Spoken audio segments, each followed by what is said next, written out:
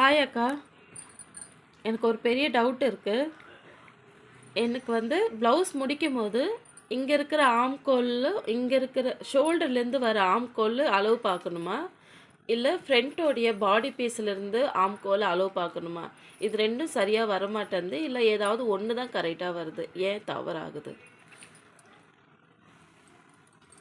நிறைய பேருக்கு இருக்கிற டவுட் தான் இது. நான் உங்களுக்கு கிளியர் பண்ணுறேன். நான் உங்களுக்கு இதை பாருங்கள், எப்போயுமே ப்ளவுஸ் கட்டிங் போடுறீங்கன்னா இந்த ஆம்கோல் மார்க்கிங், நெக் மார்க்கிங், ஹைட்டு எல்லாமே மார்க் பண்ணுறீங்கல்ல.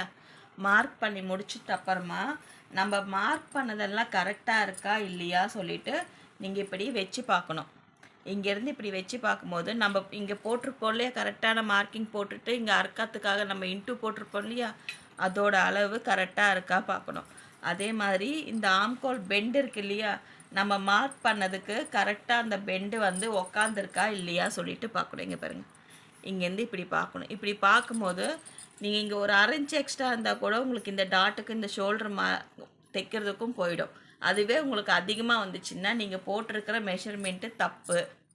அது நீங்கள் சரி பண்ணுங்க. இது முதல்ல கட்டிங்லேயே நீங்கள் சரி பண்ணிங்கன்னா உங்களுக்கு தைக்கும் போது இந்த மாதிரி உங்களுக்கு டவுட்டும் வராது, இந்த மாதிரி உங்களுக்கு ரிட்டனும் வராது. உங்களுக்கு ப்ளவுஸு ப்ராப்ளமும் கொடுக்காம கரெக்டாக வரும். நீங்கள் கட்டிங்லேயே இந்த ஆம்கோல் அளவு இந்த அளவு சரியாக இருக்கா மட்டும் பார்த்துக்கோங்க. இது சரி பண்ணாலே உங்களுக்கு ஃபினிஷிங்கில் ப்ளவுஸ் கரெக்டாக உட்காரும். தேங்க்யூ.